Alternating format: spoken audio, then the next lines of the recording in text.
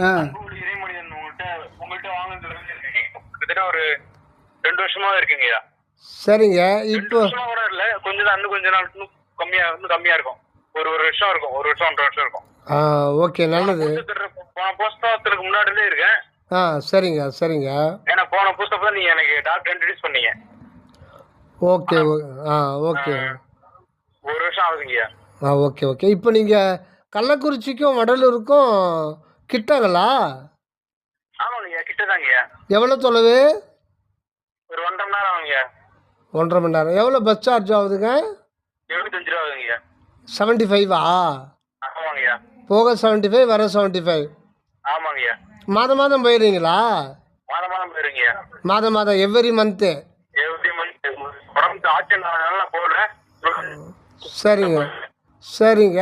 இப்போது அது ஒவ்வொரு மாதம் போய் வர்றதுனால உங்களுக்கு என்ன அனுபவம் கிடைக்குது? என்ன அனுபவங்களை பார்த்தீங்கன்னா, ஒரு ஆத்ம திருப்தி இருக்கு. திருப்தி? ஆத்ம திருப்தியா மன திருப்தியா? ஆத்ம மன திருப்தி இல்லைங்கய்யா, ஆத்ம திருப்தி தான் இருக்கு. மன திருப்தி இன்னும் வரல. அப்போ போகணும் அவ்வளோ, அந்த மைண்ட் மட்டும் இருக்கு. அந்த டைம் போயிட்டுனா ஓகே ஓகே, அந்த மந்த்து. இல்லை இல்லை இல்லை. இப்போது மைண்டுன்றீங்க, அப்புறம் ஆத்மான்றீங்க. அது வந்து மைண்டு வந்து கீழே இருக்கு. இந்த அதாவது நம்ம நினைச்ச இன்னைக்கு வந்து பூஸ் அப்ப நம்ம போய் ஜோதி ஒளி பார்க்கணும் அப்படின்ட்டு ஒரு எண்ணம் இருக்கு. அந்த எண்ணத்தை நிறைவேறிச்சுன்னா ஓகே. இல்லை இல்லை இல்லை இல்லை. இப்போ நம்ம அதை குறித்து தான் விசாரம் பண்ணுறோம். இப்போ நீங்கள் வடலூருக்கு போய் அருட்பெருஞ்சோதி பார்த்து வந்துட்டீங்களா? ஹலோ ஹலோ, சொல்லுங்க, கேக்குது. நீங்கள் வடலூருக்கு போய் அருட்பெருஞ்சோதி ஆண்டவர்கிட்ட பேசிட்டு வந்தீங்களான்னு கேட்குறேன்.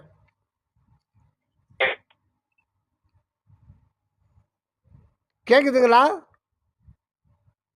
ஹலோ, கட் ஆகுது, சொல்ல மாட்டீங்களா? நீங்கள் வெளியே வரேன். வடலூருக்கு போயிட்டு அருட்பெருஞ்சோதி ஆண்டவரை பார்த்துட்டு வந்தீங்களான்னு கேட்குறேன். ஹலோ, இப்போ கேக்குதுங்களா? நீங்கள் பேசிக்கிட்டே இருங்க. நீங்கள் அலோ அலோன்னு சொல்கிறீங்க. நான் சொல்கிறது கேட்குதா? கேக்குதுங்கய்யா. அப்போ சொல்லுங்கள், பதில் சொல்லுங்கள். நீங்கள் அருட்பெருஞ்சோதி ஆண்டவரை பார்த்துட்டு வந்துட்டீங்களான்னு கேட்குறேன். ஆமாங்கய்யா ஆமாங்கய்யா. அப்போ அருட்பெருஞ்சோதி ஆண்டவர் கண்ணால் காணக்கூடிய பொருளா? இல்லைங்கய்யா. வள்ளலார் எங்கே பார்த்தேன்னு சொல்கிறாரு? அருட்பெருஞ்சோதி எங்கே பார்த்தேன்னு சொல்கிறாரு? புருவ மத்தியில பார்த்தேன்னு சொல்றாரு. அகக்கண்ணில் புருவ மத்தியில பார்த்தேன்னு சொல்றாரு. இல்லை இல்லை, சத்திய ஞான சபை எங்கே பார்த்தேன்னு சொல்கிறாரு வரியில். என்னுள் கண்டனன், சத்தியஞான சபை என்னுள் கண்டனன் சொல்றாரு. அப்போ மற்றவங்களாம் வெளியே பார்க்க சொல்கிறாரா? இல்ல, உள்ளதான் பார்க்கணும். அப்புறம் ஏன் மாதம் மாதம் போனோம்? ஒரு முறை போகலாம், 2 முறை போகலாம், 3 முறை போகலாம், 4 முறை போகலாம். நீங்கள் இது தொடர்ந்து வெளியில் தேடிக்கிட்டு இருந்தீங்கன்னா உள்ளே தானே இருக்கு ஆண்டவர். சரிங்கய்யா. என்ன உங்களுக்கு கரண ஒழுக்கத்தில் என்ன சொல்கிறாரு? கரண ஒழுக்கம் இருக்குது, சுத்த சன்மார்க்க, பெருநெறி ஒழுக்கம், இந்திரிய ஒழுக்கம், கரண ஒழுக்கம், ஜீவ ஒழுக்கம், ஆன்ம ஒழுக்கம் இருக்கு இல்லைங்களா?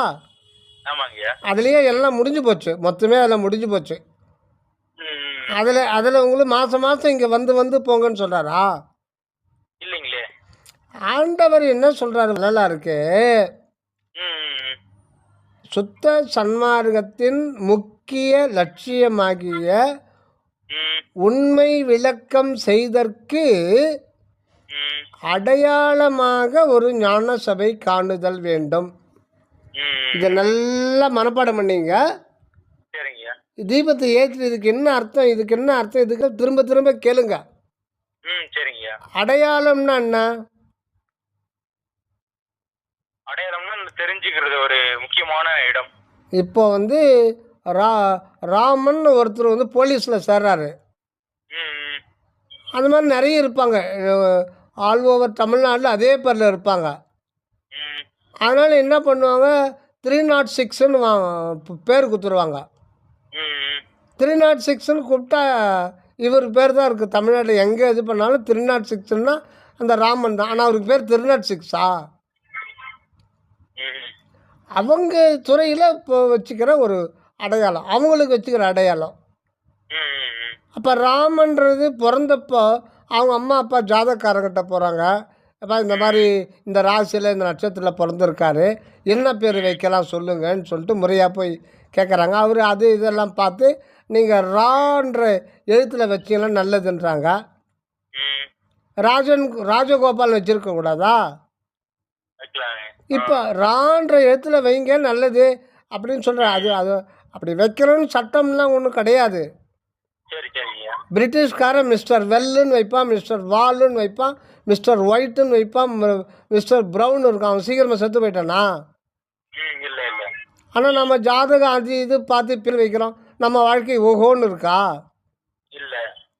இப்போ இதெல்லாம் வந்து எனக்கு பேர் வந்து எப்படினாலும் வச்சுருக்கான். ராஜகோபால்னு வச்சுருக்கலாம், எப்படினாலும் வச்சுருக்கலாம். அவங்க மனசில் அந்த நேரத்தில் என்ன பட்சோ அதை வச்சுட்டாங்க. அது அது ஒரு அடையாளம். இப்போ தெருவில் இருக்கிறவங்க எத்தனையோ பேர் இருப்பான், நம்பர் வச்சு கூப்பிட முடியுமா? அந்த தெருவில் அந்த ஊரில் பேர் வச்சு கூப்பிடணும். அது ஒரு அடையாளம். இப்போ உங்களுக்கு வந்து ஒரு குரூப் 10ஆம் கிளாஸ் படிக்கிறீங்க, ஒரு குரு ஃபோட்டோ எடுத்து வச்சுக்கிறீங்க. ஒரு குரு ஃபோட்டோ ஞாபகம் சொல்கிறது புரியுதுங்களா? புரியுதுங்கய்யா. இப்போ இது ஒரு 15 வருஷம் கழித்து ஒரு ஃப்ரெண்டு ஒருத்தர் வர்றாரு. அவர் ஆளே உருமாறி போயிடுறாரு. திடீர்னு உங்கள் வீட்டில் வந்து அந்த 10th கிளாஸில் எடுத்த எஸ்எஸ்எல்ட ஃபோட்டோ மாட்டி வச்சுருக்கீங்க. உங்களை நீங்களும் அடையாளம் மாதிரி அவரும் அடையாளம் போயிருப்பாருங்க. அந்த ஃபோட்டோ வச்சுட்டு ஏடா எதிரா நீ அப்படின்னு சொல்லிட்டு கேட்குறாரு அவர். நீங்கள் சுட்டி காட்டி இதுதான் நானுன்றீங்க. அது வேணாமா? நீங்கள் உங்களை பார்க்கணுன்னா என்ன பண்ணுறீங்க? இப்போ நம்ம உங்கள் வீட்டுக்கு அடியன் வர்றேன், நான் உங்களை பார்க்குறேன், உங்களை நான் பார்க்குறேன். நீங்கள் உங்களை பார்க்கணுன்னு என்ன பண்ணுவீங்க? என்ன பண்ணுவீங்க? எங்க வீட்டுக்கு வர்றீங்க, நான் உங்களை பார்க்கறேன். நாங்கள் 2 பேரும் உட்காந்து பேசிக்கிறோம். எனக்கு வந்து நான் உங்களை பார்க்குறேன், நீங்கள் உங்களை பார்க்கணுன்னு என்ன பண்ணுவீங்க?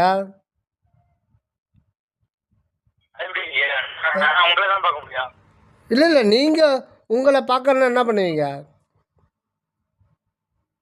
புரியலைங்களே. ஐயா, எனக்கு கண்ணுக்கு நீங்கள் தர்றீங்க, நான் உங்களை பார்க்குறேன், நீங்கள் உங்களை பார்க்க முடியுமா? முடியாதுங்கய்யா. எப்படி பார்ப்பீங்க? உங்க கண்ணை தான் பார்க்கணும். ஆ உங்களை கண்ணை தான் பார்க்கணும். ஐயா, நான் சொல்கிறது புரிஞ்சுங்க. இப்போ எனக்கு வந்து நீங்கள் உங்களுக்கு தெரியுறீங்க, நீங்கள் உட்காந்துக்கிறது. சரி.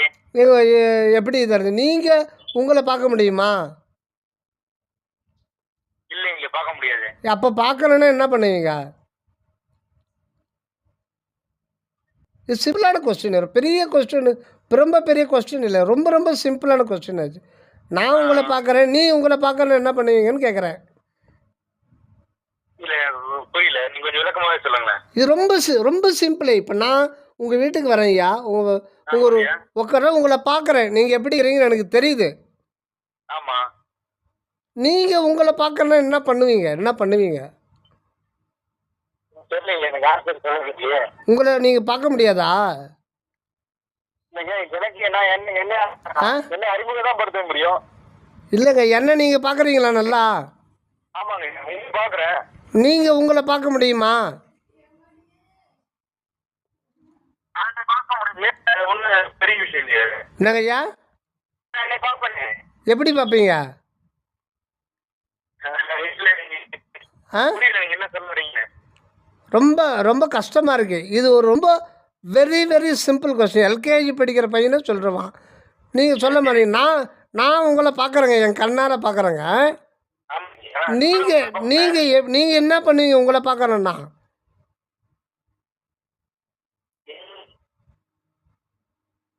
புரியல.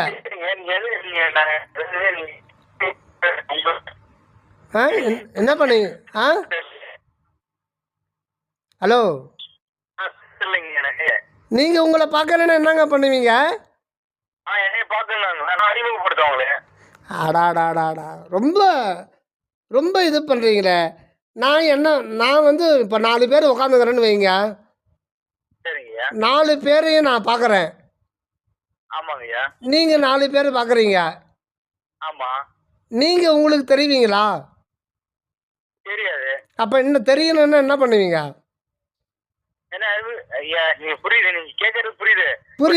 புரியாது. அதுதான் புரியாததுனால தான் நம்ம வந்து மறுபடியும் வடலூருக்கு போயின்னு இருக்கோம். இது வந்து ரொம்ப சிம்பிளாச்சே. சத்திய ஞான சபை என்னுள் கண்டனன் அப்படின்னு சொல்லிட்டாரு. ஒரு முறை போகலாம், 2 முறை போகலாம், 3 முறை போகலாம், 10 முறை போகலாம். வாழ்க்கை பூரா பையன் பைசா போட்டு நான் போய் அங்கே தரிசனம் பண்ணி வெளியில் பார்க்க வருதுன்னா கண்ணால் பார்க்கக்கூடிய பொருள்னா அப்போ எல்லாருமே வரலாறு மாதிரி அடைஞ்சிடலாமே. கரெக்ட் தாங்க. எல்லாருமே சோறு போட்டால் சொல்லிட்டாரு ஜீவகாரண ஒழுக்கத்தில் சாப்பாடு போகிறவங்களுக்கு வெயில் தாக்காது, குளிர் இது பண்ணாது, எல்லாத்துலேயும் ரைட். ஸோ அது அந்த காலத்தில் 150 வருஷமாக சாப்பாடு போட்டுக்கிறாங்களே, எல்லாருமே திருதேக சித்தி பெற்றுட்டாங்களா மரணமில்லா பெருவாழ்வு? இல்லையே. அப்படி பெறுதுன்னா அதானி அம்பானி எல்லா பணக்காரனுமே முதல்ல அவன் திருதேக சித்தி அடைஞ்சிருவானே ஆமா. இல்லைங்களா? ஆமாங்கய்யா. இப்போ இதுக்கு சொல்லுங்கள், நீங்கள் நான் வந்து உங்களை பார்க்குறேன், ஆமாங்கய்யா. நீங்கள் உங்களை எப்படி பார்ப்பீங்கன்னு கேட்குறேன். காலையில் எப்படி பார்ப்பீங்க? நான் வந்து காலைல என்ன நான் பார்க்கணும், கண்ணாடி முன்னாடி எங்க பார்க்கணும். பாடா 1 மணி நேரம் ஆகுதுங்க இந்த பதில் வர வைக்கிறதுக்கு. ரொம்ப வெரி வெரி சிம்பிள். இது வந்து எல்கேஜி படிக்கிற பையன் கூட சொல்லுவான்.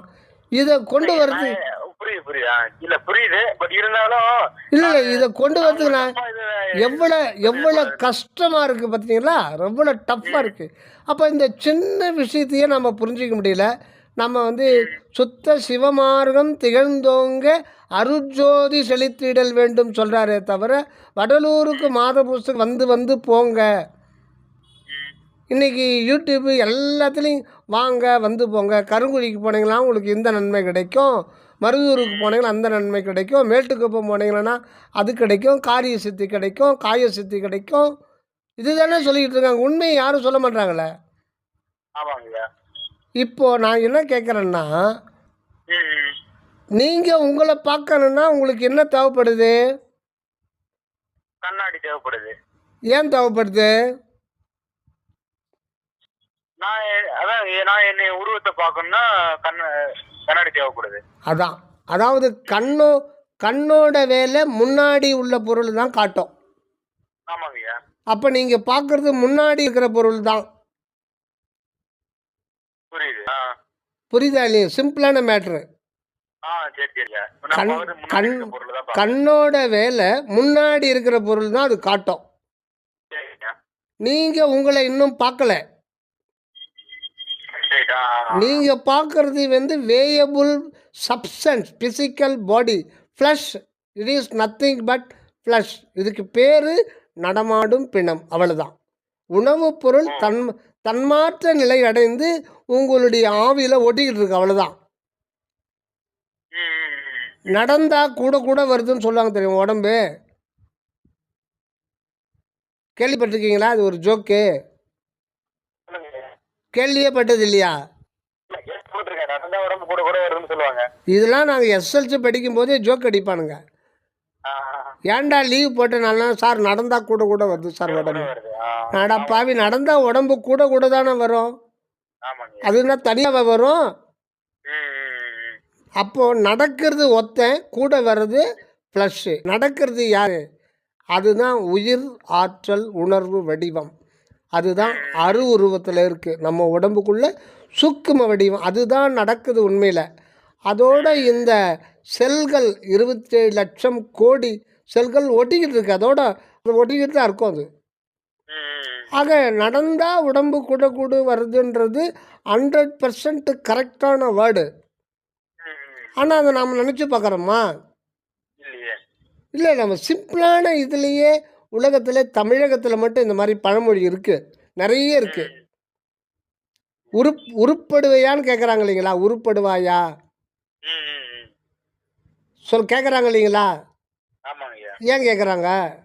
உருப்படுவேன்னா ஒரு நல்ல கதி, ஒரு நல்ல ஒரு சந்தோஷமாக காரு பங்களா, அது இல்லை. ஞான உருப்படிவம் அடைவேனோ வரலாறு வென்றார்ல. ஞான உருப்படிவம் அடைவேனோ திரு அம்பலவன் திருநோக்கம் பெற்றார்க்கு உரு அம்பலத்தே என்று நம்முடைய உண்மையான உருவம் அக வடிவம் உள்ளே இருக்குது. அதை கண்ணால் பார்க்க முடியாது. நம்ம கண்ணாடியில் பார்க்குறதெல்லாம் நம்முடைய உருவம் வந்து உலகத்தை சார்ந்தது. அது கண்ணுக்கு முன்னாடி இருக்கிற பொருள், அது நாம கிடையாது. அது முன்னிலை படுபொருள். முன்னிலை படுபொருள் தான் கண்ணு காட்டும் இல்லைங்களா? அதனால தான் ஞான உருப்படிவம் அடைவேன்னா, உருப்படுவாயா அப்படின்னா அந்த மெய்யுருவில் படுவாயா அப்படின்னு அர்த்தம். அதுதான் உண்மையாக உருப்பட்ட மாதிரி தான் சொல்கிறான் இல்லைங்களா. உருப்பட்டு இதெல்லாம் வந்து ரொம்ப அற்புதமான ஒரு சிந்திக்க வேண்டிய வார்த்தை. நம்ம சும்மா ஜஸ்ட் திக் பட் போயினே இருக்கோம். தமிழ் வந்து சிவானுபூதியை கொடுக்கக்கூடிய மொழி.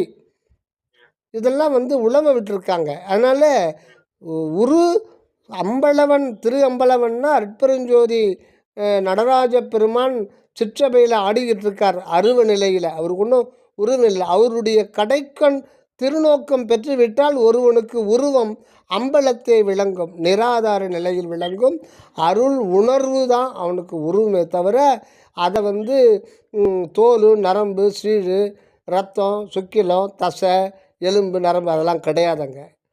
அது வந்து ஞான உருப்படிவம் அடைவேணும். அம்பலத்தே உரு அம்பலத்தே என்று உன் உணர்வாயாக. ஆக நம்முடைய உருவம் வந்து அம்பலத்தில் இருக்கு. அந்த அம்பலம் எங்கே இருக்குது? அம்பலத்தே ஏத்துன்னு சொல்கிறார்ல எல்லாம் செயல் கூடும் எண்ணானை அம்பலத்தே எல்லாம் வல்லான் தனையை ஏற்று. அதை மாற்றி படிக்கணும். எல்லாம் வல்லான் தனை அம்பலத்தே போய் ஏற்று. அம்பலம் எங்கே இருக்கு? அதுதான் சிற்றபை சிற்றம்பலம் தான். சிற்றபை சிதம்பரம் சிதாகாசம் ஞான ஆகாசம் அகவானம். அகவானத்தில் இருக்கிற அற்பெருஞ்சோதி ஆண்டவரை புறத்தில் நம்ம இன்னும் ஓடிக்கிட்டு இருக்கிறோன்னா இது அது ஒரு அடையாளம் சொல்லிட்டு ஆண்டவரே சொல்லிட்டாரு. அப்போ சத்திய ஞான சபை கற்களாலும் செங்கற்களாலும் சிமெண்ட்டுகளாலும் கட்டைகளாலும் இரும்பு கம்பிகளாலும் புதியதாக உருவாக்கப்பட்டதா சத்திய ஞான சபை என்பது? அப்போ சத்திய ஞான சபையை புதிதாக உருவாக்கலாம் இல்லைங்களா? எப்படி உருவாக்க முடியும்? வள்ளலார் கண்ட சத்திய ஞான சபை அனாதிகாலமாக இருக்கிறது இல்லைங்களா? புதிதாக உருவாக்கப்பட்டு எல்லாமே சிதிலடைஞ்சிடும். சிதிலடைஞ்சதுனால்தான் வாரியார் சாமி புதுப்பித்தார். அவர் புதிக்காமல் ஒரு 50 வருஷத்துல என்ன ஆகும்? அந்த சத்திய ஞான சபை என்ன ஆகும் சொல்லுங்க?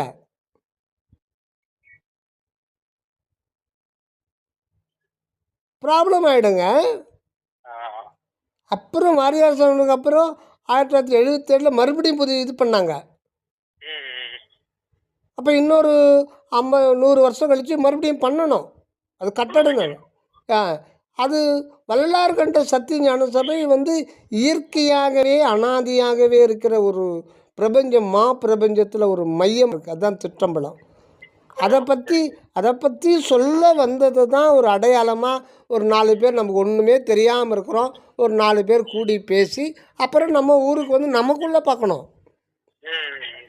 இதே வேலையை புறத்திலேயே ஓடிக்கிட்டு இருந்தோம்னா அப்புறம் நம்ம சன்மார்க்கத்துக்கு வர்றதுக்கு தேவையே இல்லை.